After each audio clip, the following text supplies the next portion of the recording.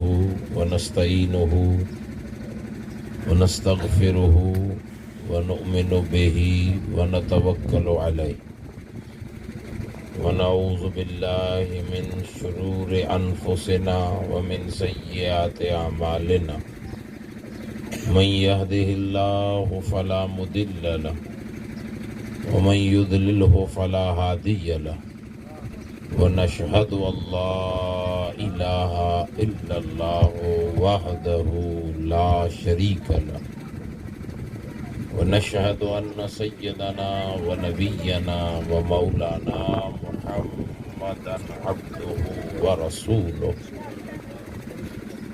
صلى الله تعالى عليه وسلم أما بعد فأعوذ بالله من الشيطان الرجيم بسم الله الرحمن الرحيم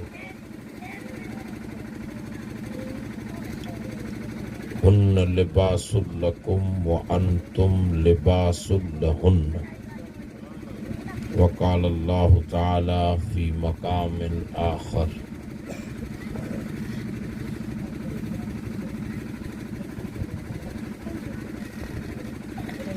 وَإِن تَعُدُّوا نِعْمَةَ اللَّهِ لَا تُحْصُوهَا صدق الله مولانا العظيم قال الله تعالى في عظمة رسوله الكريم الرؤوف الرحيم صلى الله تعالى عليه وسلم أعوذ بالله من الشيطان الرجيم إن الله وملائكته يصلون على النبي يا أيها الذين آمنوا صلوا عليه وسلموا تسليما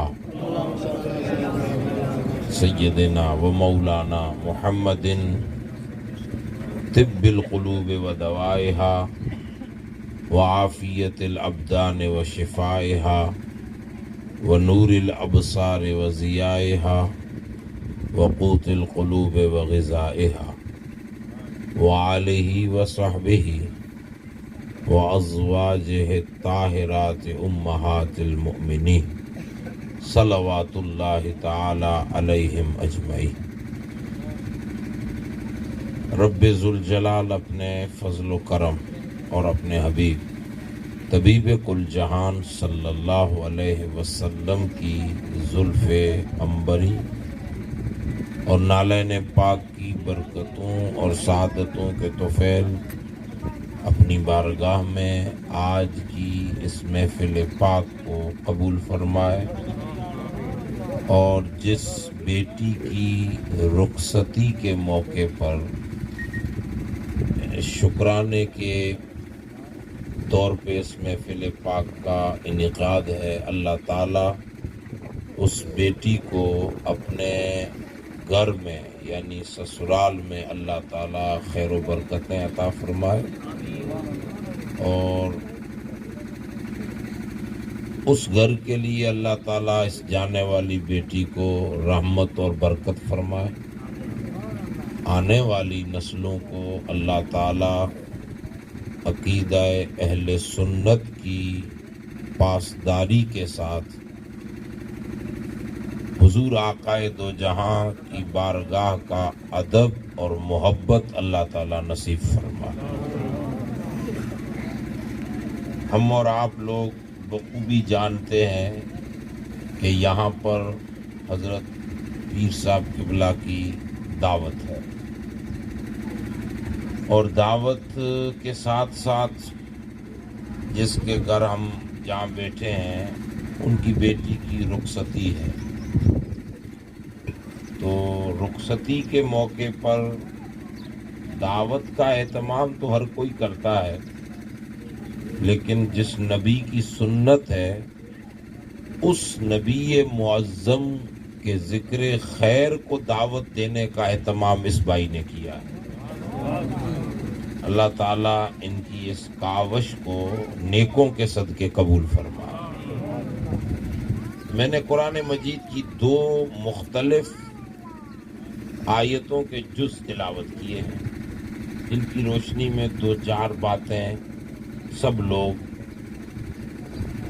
سمجھنے کی کوشش کریں گے اللہ پاک ہمیں جو سجائے بہتر اور ہر اس پہ عمل کا نیک جذبہ عطا فرمائے۔ اولاد اللہ کی نعمتوں میں سے ایک نعمت ہے۔ اگر بیٹی کی شکل میں ہو تو نعمت بالائے نعمت، اور بیٹے کی شکل میں ہو تو بھی نعمت۔ اولاد اللہ کی نعمت بھی ہے، ماں باپ کی پہچان بھی ہے، اور خاندان کا سلسلہ چلانے کا ذریعہ بھی ہے۔ اس لیے اللہ کی بہت بڑی کئی نعمتیں ہیں اس کی، ہم اگر گننا چاہیں تو گن نہیں سکتے۔ اس نے ہم پہ اتنی نعمتیں نازل فرمائی ہیں کہ اگر شمار کرنا چاہے، کاؤنٹنگ لینا چاہے تو دنیا کی کیلسیاں ختم ہو جائیں گی، لیکن اس کی نعمتوں کا حساب نہیں ہوگا۔ یعنی نہ حساب میں آنے والی دنیا میں وہ ہے اللہ کی نعمتیں جن کا حساب نہیں ہو سکتا۔ اور اللہ تبارک و تعالیٰ نے ایک بات ہمیں سمجھا دی ہے، قرآن پاک میں بھی فرمایا، ان تعدوا نعمت اللہ، اے دنیا کے لوگوں، اگر تم، یہ بات صرف مسلمانوں کے لیے نہیں ہے، تمام روئے زمین کے مانو جات، انسانوں کے لیے، بشر کے لیے، تمام انسانوں کے لیے، کہ دنیا کے لوگوں اگر تم میری نعمتوں کی کاؤنٹنگ کرنا چاہو، شمار کرنا چاہو، گننا چاہو تو لا تحصوہا، یہ کوشش مت کرنا، اس لیے کہ نعمتیں گن وہی سکتا ہے جو پہلے سے اینڈ تک نعمتوں کو جانتا ہو، اور تم نہیں جانتے کہ نعمت کی ابتدا کیا ہے اور انتہا کیا ہے، اس کی بگننگ کیا ہے اور اینڈ کیا ہے، تم نہیں جانتے کہ شروع کہاں سے ہو رہی ہے، ختم کہاں ہوں گی، یہ صرف دینے والا مالک ہی جانتا ہے۔ تو تم نعمتوں کی کاؤنٹنگ چھوڑو۔ تو پھر مولا ہم کیا کریں؟ فرمایا ان شکرتم لازیدنکم، بس جو نعمت مل رہی ہے اس کا شکر ادا کرو۔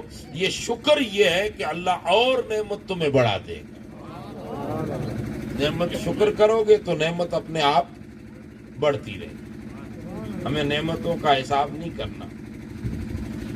ایک حدیث پاک مصنف عبد الرزاق کی دارمی میں ایک حدیث ملتی ہے اسی حوالے سے،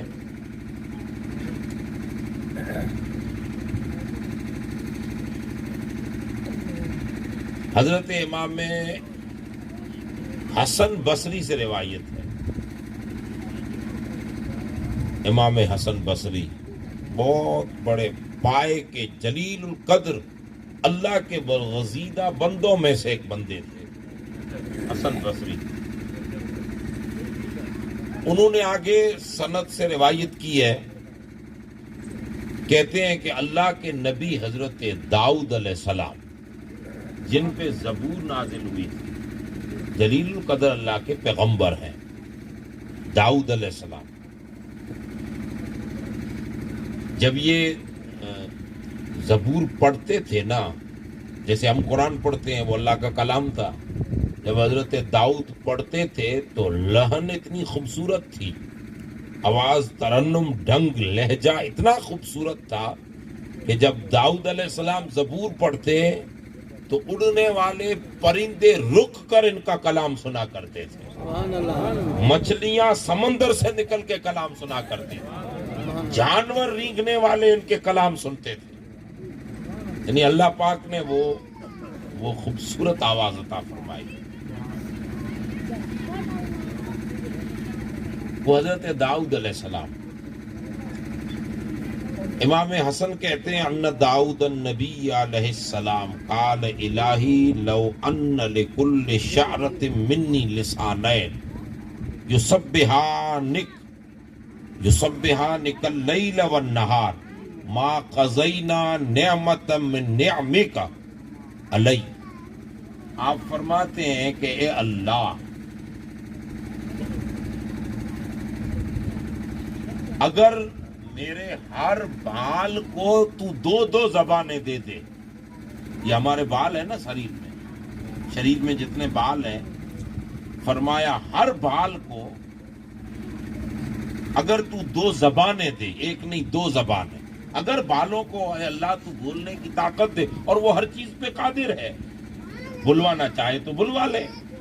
کہتے ہیں کہ اگر حضرت داؤد علیہ السلام کہ مولا اگر تم ہر بال کو دو دو زبانیں دے اور وہ ان دو زبانوں سے تیری نعمتوں کو بیان کرنا چاہے کہ کتنی مجھ پہ نعمتیں اتری ہے، تو مولا میں دو زبانیں ہر بال کی رکھ کر تیری نعمتوں کو کبھی شمار نہیں کر سکتا، کبھی نہیں کر سکتا، اتنی ہم پر اللہ کی نعمتیں ہیں۔ اور ایک بات یہاں پہ رک کے کہہ دوں کہ نعمتیں جتنی ہم پہ آئی ہیں، آ رہی ہے، آئندہ جتنی ہمیں نعمتیں ملیں گی وہ سب دیتا اللہ ہی ہے، دیتا سب اللہ ہی ہے۔ وہ اس نے اپنی بارگاہ کا ایک قانون بنایا ہے کہ دینے والا تو میں ہی ہوں، چاہے اس کو جب چاہوں دے دوں، لیکن تم میں اے لوگوں وہ طاقت نہیں ہے کہ ڈائریکٹ مجھ سے لے سکو۔ میں دینے پہ قادر ہوں، لیکن تمہاری وہ اتنی اوقات نہیں ہے، تم اس کیٹیگری کے نہیں کہ ڈائریکٹ لے سکو، اس لیے میں نے قانون بنایا ہے۔ رب کہتا ہے میری ہر نعمت میں میرے محمد کے ہاتھوں سے امت کو عطا فرماتا ہوں صلی اللہ علیہ وسلم۔ ہمیں جو نعمت ملتی ہے حضور کے در سے ہو کر آتی ہے، اسی لیے حضور نے فرمایا حدیث پاک میں کہ اوتیت مفاتیح خزائن الارض والسماوات، کل زمین کل آسمان ان کے جتنے خزانے ہیں رب کے، ان خزانوں کی ساری چابیاں خدا نے اس محمد مصطفیٰ کو عطا فرمائی۔ حضور فرماتے اب وہ ہر چابی میں دیتا ہوں، چابی میرے پاس ہے، جب تک چابی نہ لگے نعمت کا لاک نہیں کھلتا۔ حضور عطا فرما، اور حضور سب کو دے رہے ہیں رحمت للعالمین، ماننے والوں کو بھی دے رہے ہیں، نہ ماننے والوں کو بھی دے رہے ہیں۔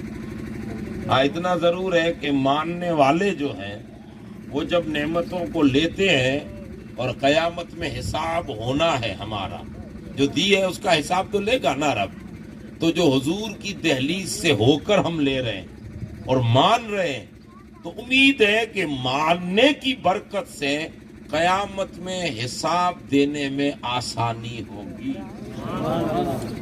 اور جو نہیں مانتے وہ تو پھر اپنا حشر خود ہی دیکھ لیں۔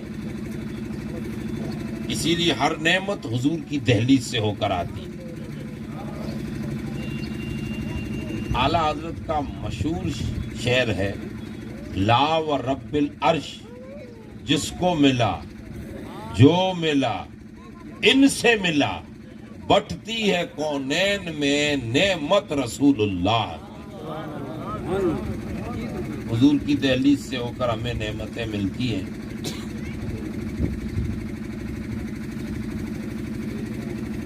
ان نعمتوں کو ہم شمار نہیں کر سکتے، ہمارا کام ہے ان نعمتوں پر شکر کرنا۔ شکر آپ زبان سے کر سکتے ہو، اللہ تیرا شکر، یہ بھی شکر ہے۔ آپ جو ڈھنگ اپنانا چاہیں شکر کے لیے، الگ الگ علاقوں میں الگ الگ شکر کے ریت رواج ہیں، وہ سب اپنی اپنی جگہ پہ ٹھیک ٹھاک ہیں، لیکن صحیح شکر یہ ہے کہ جو نعمت اللہ نے دی ہے اس کا صحیح استعمال، یہی اس کا صحیح شکر ہے، صحیح استعمال۔ مثلا ہمارے پاس جسم کی طاقت ہے، یہ اللہ کی نعمت ہے۔ امام جعفر صادق کہتے ہیں کہ جسم میں صحت ہے، صحت یہ بہت بڑی نعمت ہے. بیماری کے آنے سے پہلے شکر ادا کر لے. ہمارا جسم ہے، طاقت ہے، آنکھوں کا نور ہے، کانوں میں سماعت ہے، پاؤں میں چلنے کی طاقت ہے، بولنے کی طاقت ہے. جو طاقتیں اللہ نے جسم کے ذریعے ہمیں عطا فرمائی، اس کا صحیح شکر یہ ہے کہ اس جسم کو صحیح استعمال کریں. زبان کو غلط استعمال نہ کریں. غلط استعمال ہوا تو زبان کی ناشکری. کانوں کو غلط استعمال نہ کریں. باڈی کو غلط استعمال نہ کریں. پاؤں ہاتھوں کو غلط استعمال نہ کریں. کھوپڑی کو غلط استعمال نہ کریں. جو استعمال کریں اچھا کریں، اچھائی کے لیے کریں. اگر اچھائی پر استعمال ہوگا تو اور اللہ برکتیں عطا فرمائے. صحیح شکر نعمت کا یہ ہے کہ اس کا صحیح اپیوگ. دولت اللہ نے دی ہے تو دولت تو دنیا میں سب کے پاس ہے. دولت کا ہونا یہ بڑی بات نہیں ہے. دولت کا آ جانا یہ بڑی بات نہیں ہے، بلکہ اس دولت کو صحیح استعمال کرنا یہ بہت بڑی بات ہے. کہ ہم اس دولت کو ان راہوں پر استعمال کریں جو اللہ اور اس کے رسول کو پسند ہوں. اب آپ کہو گے تو کیا ہماری دولت سے دین میں مدرسے اور مسجدیں بنائیں، ہم خود نہ کریں کچھ بھی؟ نہیں، آپ بہترین کپڑے پہنو، بہترین کھانا کھاؤ، اپنی اولاد کو بہترین تعلیم دو، اپنی نسلوں کو بہترین پڑھاؤ، بہترین شادیاں کرو. لیکن سب بہترین ہو کب؟ جب رسول اللہ کے دین کی نظر میں ہوگا. دین سے ہٹ کر کوئی بہتر ہے ہی نہیں. دین سے ہٹ کے کوئی چیز بہتر ہی نہیں ہے. تو بہتر ہے ہی رسول اللہ کا دین. اور آقا فرماتے ہیں کہ میرا دین مکمل انسانیت کی بھلائی کے لیے ہی آیا ہے. جب ہم رسول اللہ کے دین کو سامنے رکھ کر شادی کریں گے، ہم اپنے آپ پر خرچ کریں گے، آل اولاد پہ خرچ کریں گے، تو اس نعمت کا صحیح استعمال ہوا. قیامت کے دن اللہ تعالیٰ حساب لینے میں آسانی فرمائے گا. کب؟ جب صحیح استعمال ہوگا. اسی لیے اللہ تعالیٰ نے جو ہمیں نعمتیں عطا فرمائی، ان نعمتوں کا صحیح اپیوگ یہ اس نعمت کا شکر ہے. جو نعمت اللہ نے دی ہے، آپ کے پاس قلم کی طاقت ہے، آپ اس کو صحیح استعمال کریں. علم کی طاقت ہے، صحیح استعمال کریں. یہ اس کی نعمت کا صحیح استعمال ہونا ہی اس کا صحیح شکر ہے. نعمت صحیح استعمال ہو تو اس کا شکر ہے. زبان سے بھی شکر کر سکتے ہیں، وہ بھی شکر کی قسم ہے، لیکن نعمت کا صحیح شکر یہ ہے کہ اس کو صحیح استعمال کریں. یہ حقیقی اس کا شکر ہے. اب جس آنگن میں ہم لوگ بیٹھے ہیں، بیٹی کی رخصتی ہے تو دھوم دھام سے بھی رخصتی دنیا کرواتی ہے. بہن باجے یہ وہ کیا نہیں کرتے؟ دولت ہے تو کریں. لیکن اس بندے نے اللہ کی اولاد بھی نعمت، دولت بھی نعمت، ان دونوں نعمتوں کو رسول اللہ کے دین کے مطابق استعمال فرمایا. رخصتی میں حضور کی محفل، اپنے بزرگوں کو بلانا، محفل سجانا، ذکر کا ہونا، تو کتنی خوبصورت رخصتی ہے. حضور نبی اکرم صلی اللہ علیہ وسلم کی سنت بھی ادا ہو رہی ہے اور دولت کا صحیح استعمال بھی ہو رہا ہے. یہ ہے نعمت کا صحیح شکر. تو اللہ تبارک و تعالیٰ نے ہم میں سے ہر کسی کو جو نعمتیں عطا فرمائی ہیں، ان کا اگر ہم صحیح استعمال کریں تو یہ نعمت کا صحیح شکر ہے. یعنی شکر یہی نعمت کا شکر ہے کہ اس کا استعمال اسی راستے سے ہو جو اللہ اور اس کے رسول نے ہمیں حکم فرمایا. اگر نعمت اسی ڈھنگ سے ہم لے رہے ہیں اللہ رسول کی عطا سے، اور نعمت کا شکر بھی، اس کا استعمال بھی اسی ڈھنگ سے فرمائیں گے، تو اللہ تعالیٰ فرماتا ہے میں مزید نعمت عطا فرماؤں اور نعمتیں عطا فرماؤں. بلکہ حدیث پاک میں تو یہاں تک آتا ہے کہ آپ جو اپنے بچوں کو رزق حلال کما کر جو لقمہ کھلاتے ہیں، حلال کا، حرام سے بچاتے ہوئے جو اپنی اولاد کو حلال کی رزق کھلاتے ہیں، یہ اللہ کی نعمت ہے. آپ بچوں کو حلال ہی کھلا رہے ہو اللہ تبارک و تعالی قیامت کے دن اس حساب میں معافی عطا فرمائے گا کہ میرے بندے نے جو جسم کو طاقت دی تھی وہ حرام کمانے میں نہیں حلال کمائی میں استعمال کر کے خرچ بھی وہاں کیا جو اللہ اور اس کے رسول کے حکم کے مطابق تھا، اس لیے اس چیز کا اللہ حساب نہیں فرمائے گا، یہ حساب میں آسانی ہے۔ اسی لیے اللہ تعالیٰ نے ہمیں جو جو نعمتیں عطا فرمائی ہیں ہم ان کا صحیح استعمال کریں۔ وقت بڑی نعمت ہے، آج ہمارے پاس وقت ہے، دولت ہے، ٹائم ہے، کر سکتے ہیں، یہ سنجوگ مل رہے ہیں نا، یہ بڑی نعمت ہے۔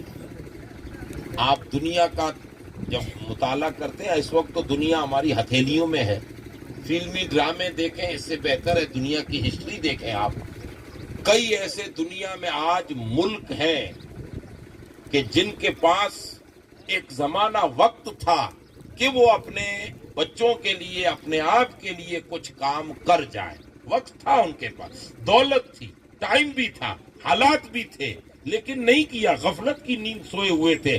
آج یہ وقت ہے کہ وہ کرنا چاہتے ہیں کہ بچوں کو دین پڑھائیں لیکن پڑھا نہیں پاتے، وہ چاہتے ہیں کہ ہم مسجدوں میں نماز پڑھنے جائیں لیکن جا نہیں پاتے، حالات ان پر تنگ ہو گئے۔ یہ اللہ تعالیٰ نے ہمیں وقت دیا ہے، اچھے حالات دیے، اس کا صحیح استعمال یہ ہے کہ رسول اللہ صلی اللہ علیہ وسلم کے بتائے ہوئے طریقے پر ہم اپنی اللہ کی نعمتوں کا استعمال کریں تو نعمتیں مزید بڑھیں گی۔ دوسری آیت پاک میں نے تلاوت کی تھی، جیسی آج مجلس ہے اس نسبت سے، اولاد اللہ کی نعمت ہے، اس کا صحیح استعمال یہ ہے کہ تربیت اچھی کریں اپنی اولاد کی، اور اولاد کی اچھی تربیت رسول اللہ کے دین کو چھوڑ کر اچھی تربیت دنیا میں کسی تعلیم میں نہیں۔ یہ آپ ٹھیک ہے، آپ کے بچے کو آپ آئی پی ایس ادھیکاری بھی بنائیں، ڈاکٹر، وکیل، انجینئر، سب کچھ بنائیں، ڈگری تو آ سکتی ہے لیکن اچھا انسان نہیں کہلا سکتا۔ اچھائی تب آئے گی جب اس میں رسول اللہ کا دین آئے۔ اب وہ دین حاصل کرنے کے طریقے ہیں، اگر عمر ہے تو کسی مدرسے میں داخلہ دے دیں، عمر گزر گئی ہے، جوابداریاں آ گئی ہیں، ذمہ داریاں آ گئی ہیں، تو علماء کی محفل میں بیٹھنا شروع کر دے۔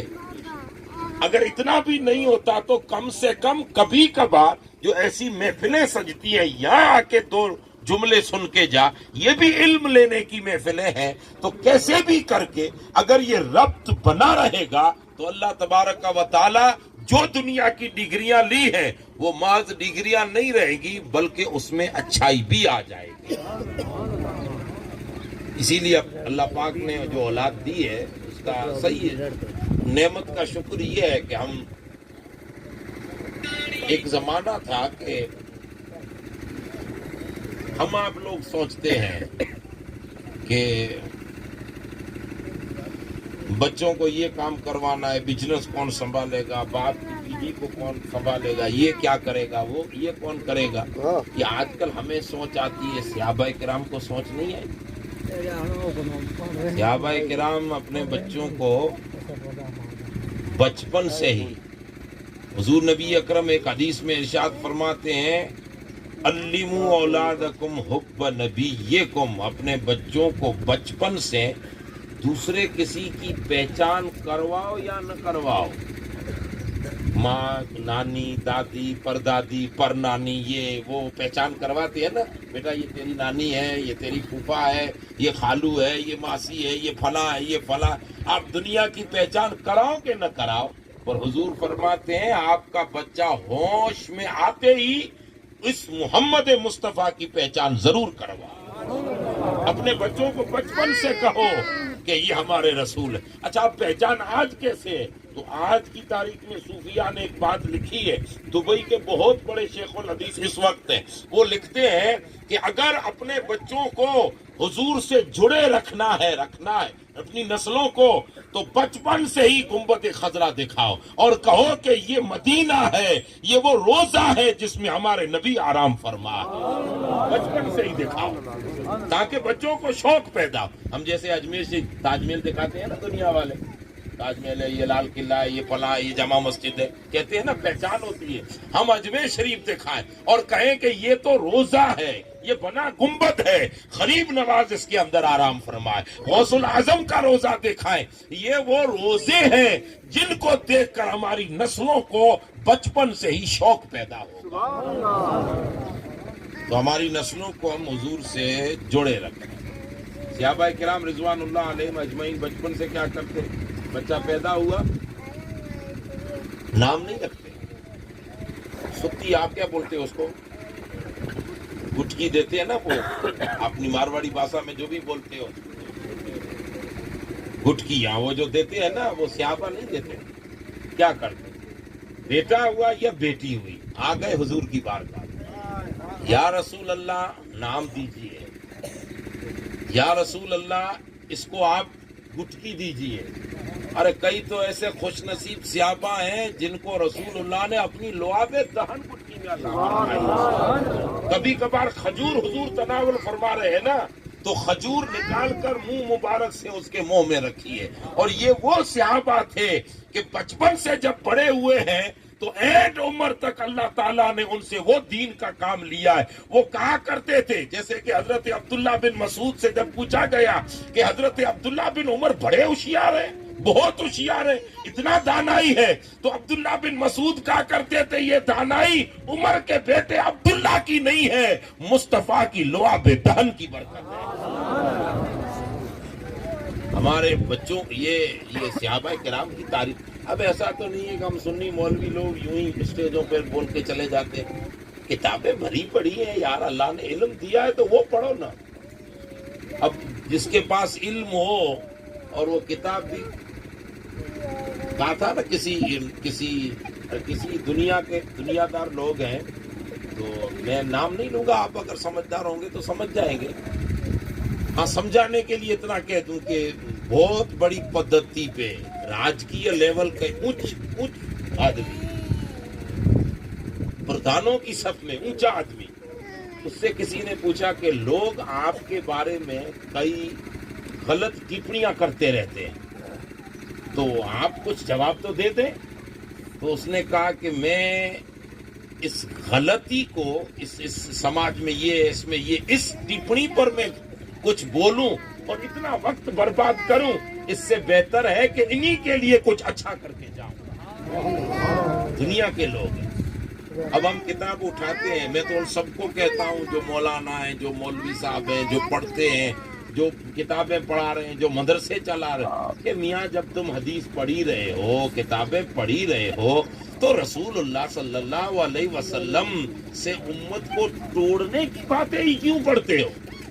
باتیں وہ پڑھو کہ کٹی ہوئی حضور کی امت واپس رسول اللہ سے جڑ جائے۔ سبحان اللہ۔ اور یہی ہماری عزت ہے دنیا اور آخرت میں۔ ہم جب تک اس بارگاہ سے جڑیں گے نہیں، ہمیں وہ عزت ملے گی نہیں۔ حضرت خالد بن ولید ٹوپی ڈھونڈ رہے تھے میدان جنگ میں، ٹوپی، اب وہ 10 15 20 50 100 کتنے کی ٹوپی ہوگی؟ زمین پہ اتر کے جنگ چل رہی ہے اور جنگ ہاتھوں سے جا رہی تھی۔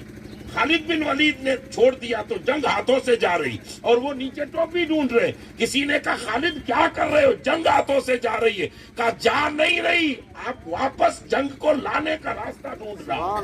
کہا ٹوپی ڈھونڈ رہے ہو؟ کہا یہ معمولی ٹوپی نہیں، اس میں میرے رسول کے بال مبارک سیے ہوئے ہیں۔ ہماری فتح خالد بن ولید کے بازوں سے نہیں ہے، خالد جنگیں نہیں جیتتا، مصطفیٰ کے بالوں کی برکت سے جنگیں جیتتا۔ اب بال ٹوپی میں رکھ کے یہ عقیدہ، اب ان خالد بن ولید پہ کیا فتویٰ لگاؤ گے؟ اب ذرا ان تمام مکاتب فکر سے میں بولتا ہوں کہ بھائی کیا فتویٰ دو گے مولوی صاحب؟ کہو گے خالد بن ولید نے شرک کیا معاذ اللہ تو باز تک فتویٰ لگاؤ گے؟ ارے یہی تو ہمارا دین ہے کہ ہم اپنے آپ کو، ہماری نسلوں کو حضور سے جوڑیں۔ اور حضرت وہ قصیدہ پڑھتے ہیں نا، مولا یا صلی وسلم دائما ابدا، قصیدہ بردہ شریف، یہ امام بصیری کا لکھا ہوا ہے۔ امام بصیری ایک جگہ پہ فرماتے ہیں، آپ کبھی کبھار ویسے درس نہیں دیتے تھے لیکن کبھی کبھار خطاب کرتے تھے۔ امام بصیری عرب کے بہت بڑے عالم تھے، تو امام بصیری کمائے، اصل کمائی یہ ہے کہ جب ہم حضور کی بارگاہ میں قیامت کے دن روبرو ہوں اور یہی علامہ اقبال کا واقعہ ہے. آپ نے شاید سنا ہوگا کہ علامہ اقبال کے والد صاحب تھے میاں جی نور محمد. وہ سیدھے مزاج کے آدمی تھے. علامہ اقبال بڑے فلسفی عاشق رسول تھے. تو اقبال کہتے ہیں کہ میرے پلٹنے کا، میں انگلش تعلیم لے رہا تھا، لاہور ہائی سیکنڈری پڑھ رہا تھا، اور اسکول سے میں ریٹرن گھر پہ آیا تو ایک بھکاری مانگنے والا ہماری دہلیز پہ دستک دے رہا تھا. میں پہلے آ گیا تو میں نے دھکا دے کر کہا جا کچھ نہیں ہے اس گھر پہ. مطلب وہ بچپن تھا، کچھ معلوم تھا نہیں، بس 8-9 سال کی میری عمر تھی. میں نے یوں ہی چھیڑتی کر دی کہ جاؤ جاؤ یہاں کچھ نہیں ملتا ہے، آوازیں مت لگاؤ. اور ڈیلی بند تھی، میں سیدھا اندر چلا گیا. لیکن پیچھے جب مڑ کے دیکھا کہ فقیر گیا کہ نہیں تو دیکھا کہ میرے والد سے فقیر کے پاس کھڑے تھے. اور جو میں نے دھکا دیا وہ میرے ابو نے مجھے دیکھ لیا. اب وہ ہاتھ جوڑ کے، میں سن رہا ہوں، دیکھ رہا ہوں، میرے ابو مجھے نہیں دیکھ رہے، میں انہیں دیکھ رہا ہوں. لیکن ابو نے اس وقت دیکھ لیا جب میں دھکا دے رہا تھا. میرے ابو نے ہاتھ جوڑ کے کہا اے فقیر، میرے پاس اس وقت اور کچھ نہیں ہے، میری پگڑی ہے، یہ بڑی پگڑی باندھ، یہ میری پگڑی ہے، تجھے دیتا ہوں. میرے بیٹے نے جو حرکت کی ہے اس کے لیے میں تجھ سے معافی مانگتا ہوں. تو اس نے کہا کہ فقیر نے کہا اللہ کے بندے معافی کیا مانگنی ہے، ہم تو بھکاری ہیں، کہیں سے ملتا ہے، کہیں سے دھکے ملتے ہیں، ہوتا رہتا ہے. تو کہا نہیں، تجھے دھکا دیا یا تو آگے جا کے کہیں کچھ کسی کو سنائے گا اس لیے معافی نہیں مانگ رہا. معافی اس لیے مانگ رہا ہوں کہ قیامت کے دن اگر رسول اللہ نے مجھے پوچھا کہ اے نور محمد، میرا ایک امتی تیری گود میں بیٹا بنا کے دیا تھا، میرا ایک امتی تجھے بیٹے کی شکل میں دیا تھا، تو نے اسے میرا نہیں بنایا. اگر میرا بنایا ہوتا تو غریبوں کو دھکے نہ دیتا بلکہ غریبوں پر رحمت ضرور کرتا. تو قیامت کے دن میں حضور کو جواب کیا دوں گا؟ ہم سب کچھ کمائیں لیکن اگر نسلوں میں حضور کا ادب نہ رہے تو کچھ نہیں کمایا. قیامت کے دن اگر حضور نے پوچھ لیا کہ میں نے اللہ کی نعمتیں میرے وسیلے سے تجھ تک پہنچی، تو نے اپنے بیٹے کو مجھ سے ہی دور کر دیا. وہ علم کیا جو نبی سے دور کر دے، اور وہ علم ہی کیا جو نبی سے دور کر دے، اور وہ عقل ہی کیا جو بندے کو امتی کو نبی سے دور کر دے. علم وہی علم، عقل وہی عقل، دولت وہی دولت، شہرت وہی شہرت، سب کچھ وہی ہے جو کٹے ہوئے بندے کو اپنے نبی سے جوڑ دے. اسی لیے اللہ تبارک و تعالیٰ نے ہمیں جو نعمتیں عطا فرمائی ان میں سے اولاد بہت بڑی نعمت. ہم اپنی اولاد کی اچھی تربیت کریں، اچھی تعلیم دیں بیٹوں کو، اچھی تعلیم دیں بیٹیوں کو. یہ نہیں کہ بیٹیوں کو بھی تعلیم دیں. حضور نے فرمایا کہ آپ اپنی بیٹیوں کی اچھی تربیت کریں. جو بیٹی کی اچھی تربیت کرے، پہلے تو جنم ہونے پر خوش ہو، بیٹی کا جنم ہو تو باپ خوش ہو ایک، پھر اس کی اچھی تربیت کرے، ٹریننگ اچھی دے، اخلاق سکھائے، اور وہ بیٹی اخلاق اور تربیت اچھی لینے کے بعد باپ اس کو اچھی جگہ پر رشتہ کروائے اور خوشی خوشی اس کو ودا کرے.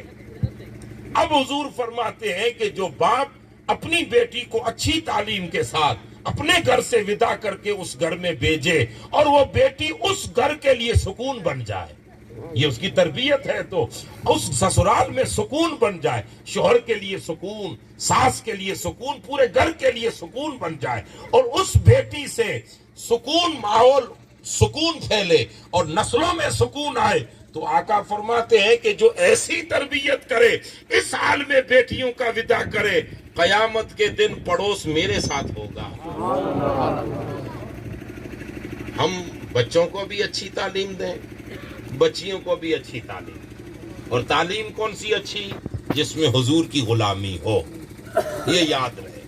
پھڑا پھڑا انگریزی بولتا ہو لیکن حضور کے لیے کچھ بھی معلوم نہیں ہے، سے پھڑا پھڑا عربی بولتا ہو لیکن حضور کا ادب ہی نہیں جانتا، پھڑا پھڑ وہ اردو بولتا ہو لیکن ادب ہی نہیں جانتا، تو کوئی مطلب نہیں ہے، وہ تعلیم نہیں ہے. تعلیم وہی تعلیم ہے کہ جس میں ادب رسول ہو، حضور کی بارگاہ کا ادب بھی ہو، حضور کی بارگاہ سے وابستگی بھی ہو.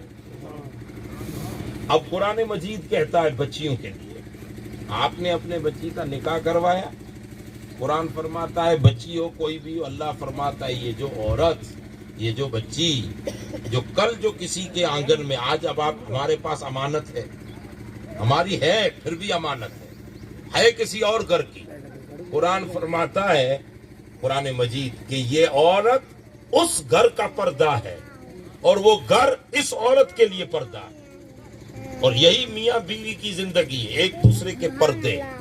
اسی لیے دین پاک رسول میں حکم یہ ہے کہ بیٹی آپ جس گھر میں بیاہ کر کے بیچ دیے، پلٹ کے جب آپ کے گھر آئے نا، ماں باپ کے گھر آئے، وہ 7 دن کے بعد آئے یا 12 مہینے کے بعد آئے، جو جس ملک کا، جس سوسائٹی کا، جس قوم کا جو رواج ہے، جب پلٹ کے آپ کے گھر آئے تو یہ مت پوچھو کہ ساس کیسی ہے، یہ مت پوچھو کہ بیٹا تیرا شوہر کیسا ہے، یہ مت پوچھو کہ کھانا کیسا ہے، یہ مت پوچھو کہ گھر کیسا ہے، یہ مت پوچھو کہ وہاں تجھے کیسا لگا. یہ پوچھو کہ بیٹی اس گھر میں تو نے اپنے ماں باپ کا کردار پیش کیا کہ نہیں کیا، اس گھر کے لیے تو کیسی بنی، اس شوہر کے لیے تو سکون والی، تجھ سے تیرا شوہر خوش ہوا کہ نہیں، تجھ سے تیری ساس خوش ہوئی کہ نہیں، تجھ سے تیرے سسرال والے خوش ہوئے کہ نہیں. اور اگر یہ پوچھ لیا کہ تجھ سے تیرے سسرال راضی ہیں کہ نہیں، یہی پوچھنا باپ کی ذمہ داری میں ہے. اور سسرال کی غلطیاں نہ بیٹی باپ کو سنائے، جو بیٹی سسرال کی تکلیفیں اپنے ابو کو نہ سنائے اور پردہ رکھ دے، اللہ کہتا ہے کہ اس کی نسلوں میں اللہ برکتیں عطا فرمائے. اور ہمارے یہاں تو ہم بڑے لوگ تو کم پوچھتے ہیں لیکن نوکریاں یہی پوچھتی ہیں. جیسے بیٹی گھر پہ آتی ہے نا، اب آپ کے یہاں تو کیا رواج ہے، ہمارے وہاں 7 دن کا رواج ہے. جیسے نکاح ہوا، رخصتی ہوئی تو 7 دن بعد واپس آئے گی. اور واپس آ کے جو نوکریاں ہیں نا کوٹم والی، وہ سیدھے آگے یہی پوچھے کہ بیٹی تو پتلی ہو گئی، 7 دن میں کیا پتلی ہوئی ہوگی، کتنی گوری تھی، کتنی خوبصورت تھی، کتنی ہٹی. وہ بیٹی تجھے تکلیف ہے نہیں. اب وہ کورج کے تکلیف نکالتی ہے. نہ ہو تب بھی بیٹی بتائے ہاں دادی دوسرا تو کچھ نہیں ہے، سانس بہت کھڑوس ہے. اور اسی سے گھر بگڑتے ہیں. قرآن فرماتا ہے ہن لباس لکم وانتم لباس لہم، تم ایک دوسرے کے پردے بن جاؤ، ایک دوسرے کا پردہ بن جاؤ. جب ایک دوسرے کا پردہ، ارے قربان جائیں حضور کے پاک تربیت پر. حضور نے ایک نکاح کروایا مدینے میں، سب حضور کی بیٹیاں ہیں. حضور نبی اکرم نے نکاح کروایا، نکاح ہو گیا. 4-5 دن کے بعد حضرت عائشہ صدیقہ ام المومنین رضی اللہ تعالی عنہا سے ملاقات کے لیے وہ بیٹی آئی. تو اسی وقت حضور بھی گھر میں موجود تھے. اچھا دیکھا تو آقا نے فرمایا تو 8-15 دن پہلے والی دلہن ہے نا بیٹا؟ کہا جی یا رسول اللہ میں ہی ہوں. اچھا اب حضور نبی تربیت دیکھی. حضور نے فرمایا بیٹی کیسا ہے شوہر، کیسا ہے تیرا؟ بس اتنا ہی فرمانا تھا. کیسا ہے؟ زمانہ رسول کی تربیت پہ قربان جائیں. زمانہ بھی پردے والا تھا، زمانے میں رہنے والے بھی پردے والے، باحیات. اور اب بیٹی نے مسکرا کے کہا یا رسول اللہ میرا شوہر بہت نیک ہے، اسے تکلیف تھی سنائی نہیں، بلکہ تکلیف کو ادب کا پردہ ڈال کے سنایا. کس طرح؟ کہا یا رسول اللہ میرا شوہر بہت نیک ہے، بہت نیک، اتنا نیک ہے کہ ساری رات مصلے پہ رہتا ہے. تکلیف اسی جملے میں سنا دی. اب حضور سے بڑا دانا دنیا میں کون؟ حضور سے بڑا سمجھدار اور دانا آج کے جو سائنسٹک لوگ ہیں نا، جو ریسرچ کر رہے ہیں، جو کھوج لگا رہے ہیں، وگنانک لوگ جو رات دن کھوج لگاتے ہیں، بڑے بڑے وگنانوں نے یہ کھوج لگائی ہے کہ پوری سرشٹی کا، پوری کائنات میں جتنے بدھیشالی اور دانا لوگ گزرے ہیں، ان تمام لوگوں کا عقل ایک طرف اور اسلام کے پیغمبر حضرت محمد کے ایک دن کا عقل ایک طرف. صلی اللہ علیہ وسلم حضور بڑے دانا تھے نا. اور حدیث پاک میں اللہ پاک فرماتا، حضور نے فرمایا کہ اللہ تعالیٰ نے میرے عقل کو پیدا کیا تو عقل کے 10 حصے کی 9 حصے خدا نے اس محبوب کو عطا فرمائے اور ایک حصہ پوری کائنات میں بانٹ. عقل ہے نا، بڑے دانا تھے. حضور سمجھ گئے. اب اس بیٹی سے کچھ نہیں کہا، وہ تو جو کام کاج کے لیے آئی تھی سید عائشہ کے بعد تھوڑی دیر بیٹی چلی گئی. اب حضور اس بیٹے کو بھی ڈائریکٹ جوان کو نہیں کہہ رہے، ورنہ تو معلوم پڑ جائے کہ رسول اللہ کو تو نے شکایت کر دی. اسی لیے حضور بھی بڑا آج بھی امت کا پردہ رکھتے ہیں، تب بھی پردہ رکھتے تھے، ہم سب پردے میں ہی ہیں۔ حضور نبی اکرم مسجد نبی میں وہ جوان دیکھے، حضور نے دیکھا تو حال پوچھا کیسے ہو؟ اس نے کہا یا رسول اللہ ٹھیک۔ ارے تم تو دولے ہو آج کل، نئے دولے۔ ہاں یا رسول اللہ کیسا ہے گھر بار؟ الحمدللہ ٹھیک ہے یا رسول اللہ۔ حضور نے فرمایا بیٹی دلہن تیری دلہن ٹھیک ہے؟ کہاں یا رسول اللہ، بہت نیک ہے، بہت صالح ہے، میری بہت خدمت کرتی ہے، اور کبھی پلٹ کے اس نے مجھے جواب نہیں دیا، میرے لیے سکون ہے، آرام دہ ہے میرے لیے۔ حضور نے فرمایا ٹھیک ہے لیکن میری چند باتیں ہیں تو بیٹے اپنا لے۔ جی یا رسول اللہ۔ حضور نے فرمایا کہ دیکھو ہم جیون جیتے ہیں نا تو اللہ نے ہمیں پیدا کیا ہے تو اس کا بھی ہم پہ حق ہے، میرا کلمہ پڑھتے ہو تو میرا بھی تم پہ حق ہے، اور ماں باپ ہے تو ماں باپ کا بھی حق ہے، بیوی ہے تو بیوی کا بھی حق ہے، یہ آنکھ ہے تو آنکھ کا بھی حق ہے، جسم ہے تو جسم کا بھی حق ہے۔ فاتو کل ذی حق حقہ، ہر کسی کو اپنا حق دو۔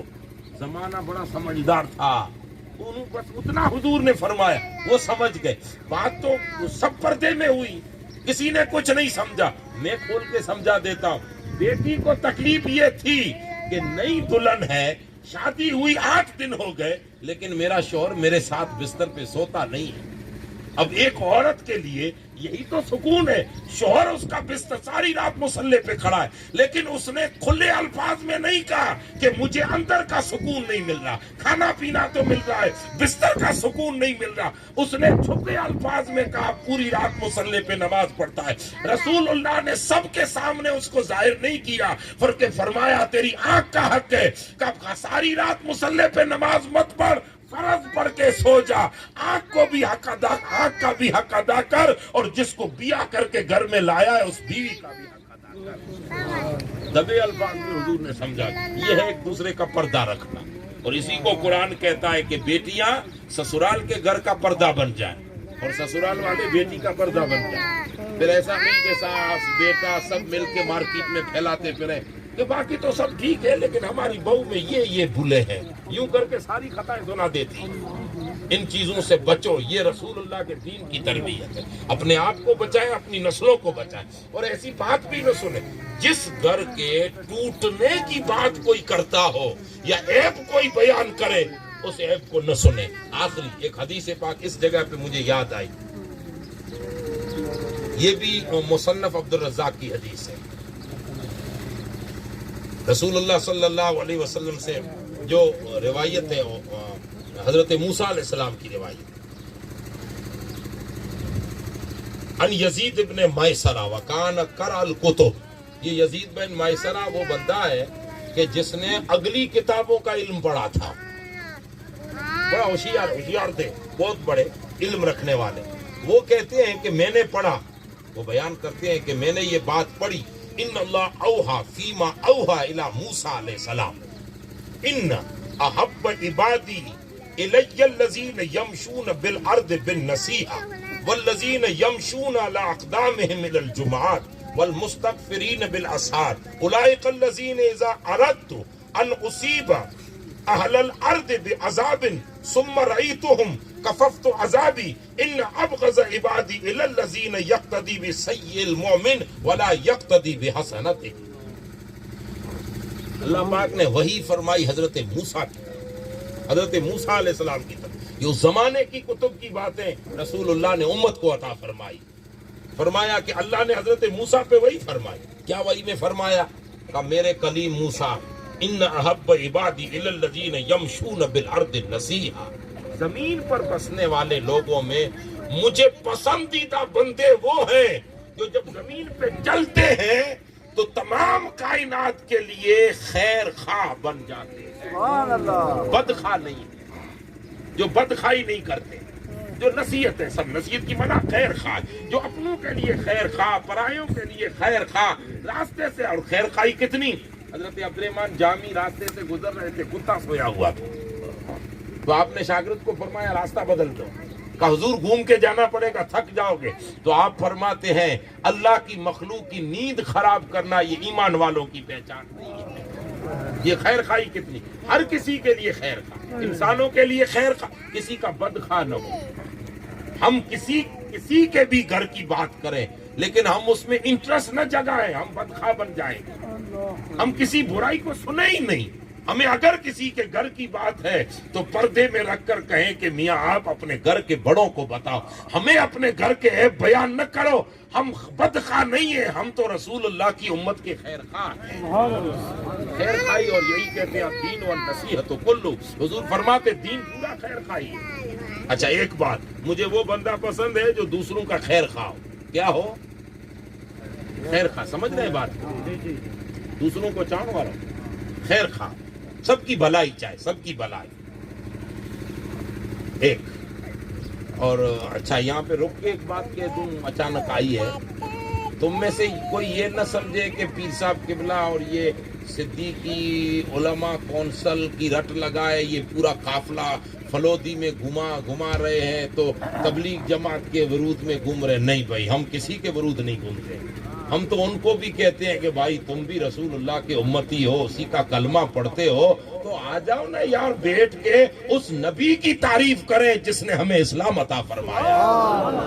हम किसी के बदखा नहीं है, हम तो खैर खा हैं। हम तो चाहते हैं कि आपकी नस्लें हुजूर से जुड़े। इसके सिवा पीर साहब क्या चाहते हैं? यही तो है कि कभी इस डाणी, कभी उस डाणी, कभी इस डाणी। कोई ये न समझे कि 2-4 रुपये के लिए घूमते फिरते हो। नहीं भाई, रुपया कोई वक़्त नहीं रखता है। ये उन औलिया की नस्लों का बंदा है कि ठोकर मार दे तो खारे पानी मीठे बन के दिखा दे और बंजर जमीनों को आबाद कर दे। घूमते सिर्फ इसलिए है ताकि खैर खाई है कि रसूलुल्लाह की उम्मत जो हुजूर से कट चुकी है वापस मदीने वाले से जुड़। खैर खा बन के घूमना बड़ी बात है और हुजूर को बहुत पसंद है कि उम्मत का खैर खा होता है। मैंने किसी जगह पढ़ा था, किसी बुजुर्ग की बात भूल गया, मैं नाम भूल गया। वो कहते हैं कि बारगाह रिसालत में मकबूल होना है किसी को, कोई चाहता है कि हुजूर की बारगाह में मेरा नाम पहुंच जाए, मेरा अच्छा लगे, तो वो बुजुर्ग कहते हैं कुछ न करे, वो जो फर्ज नमाजें पढ़े, बाकी हर जगह रसूलुल्लाह की उम्मत की खैर खाई करना शुरू कर दो। अपने आप हुजूर के कुर्ब की जमात में उनका नाम लिख दिया जाए, खैर खाई। तो कहते हैं खैर खाई वाला बंदा मुझे पसंद है, अल्लाह कहता है। दूसरा, वल्लज़ीन यमशून अला अक़दामिल जुमात, दूसरे वो बंदे के जब आज़ान जुमा लगे, मूसा अलैहिस्सलाम को वही हो रही है का मेरे कलीम। जब दूसरा वो बंदा कि जब आज़ान जुमा लगे तो सवारी मिले न मिले, आज़ान सुनकर वो मस्जिदों की तरफ दौड़ता हुआ जाए, शौक से जाए, वो बंदा मुझे बहुत पसंद है। कितनी बड़ी बात है।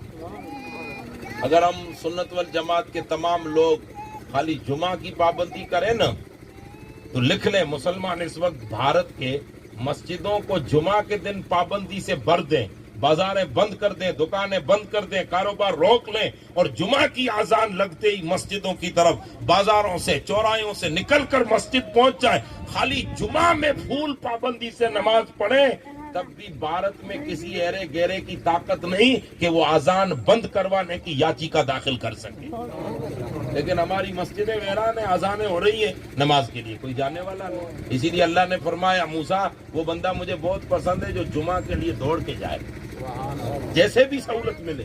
तो तीसरी बात, वल मुस्तगफिरीन बिल असहार, दूसरे वो बंदे हैं जब दुनिया सोई हो ना तो वो आधी रात को उठकर मुझसे गुनाहों की माफी तलब करते हैं। वो बंदे मुझे इतने पसंद हैं कि जमीन पर कभी कभार उलाइकल्लज़ीन इज़ा अरदतु अन उसीबा अहलल अर्दि बिअज़ाब, ये वो रातों को उठकर तौबा करने वाले बंदे वो हैं कि कभी कभार जमीन पर जब गुनाह होते हैं तो अल्लाह कहता है मेरा दिल मतलब इरादा फरमाता हूं मैं, हम इसी भाषा में कहें ना, मन करता है, मेरा इरादा करता हूं कि इस बस्ती पर अजाब उतारूं, लेकिन जब उनको देखता हूं जो आधी रात को उठ के मेरी बारगाह में रोते हैं तो अजाब दूर फरमा देता हूं और उन बस्ती वालों पर अपनी रहमत फरमा देता हूं। अब आखिरी बात, फिर इन्न अबग़ज़ इबादी इलल्लज़ीन यक़्तदी बिसय्यिल मोमिन, जमीन पर सबसे नापसंदीदा बंदा अल्लाह कहता है मुझे वो लगता है कि जो मुसलमानों की गलतियां निकालता है।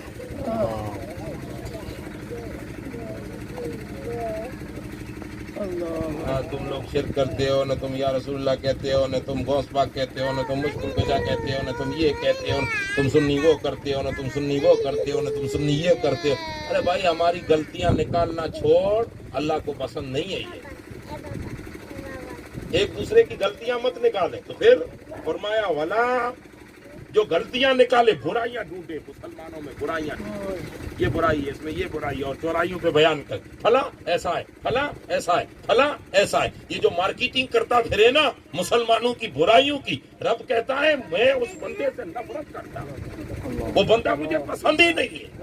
اب پسند وہ ہے جو سماج میں برائیاں دیکھے تو چورائیوں پہ برائیاں بیان نہ کرے، بلکہ کلمہ پڑھنے والوں کی خوبیوں کو بیان کرے، جو خوبیاں بیان کرے۔ یہ بات میں نے حدیث اسی ایک لفظ کے لیے سنائی کہ جب بیٹی کو آپ رخصتی کر کے سسرال بھیج رہے ہو تو سسرال والوں کی برائیاں نہ پوچھو اس سے کہ سسر کیا کر رہا ہے، ساسو کیا کر رہی ہے، فلاں کیا کر رہی ہے، فلاں کیا کر رہی ہے، شوہر کیا کر رہا ہے، کھانا کب دے رہے ہیں، بستر کیسا دے رہے ہیں، پانی کیسا دے رہے ہیں۔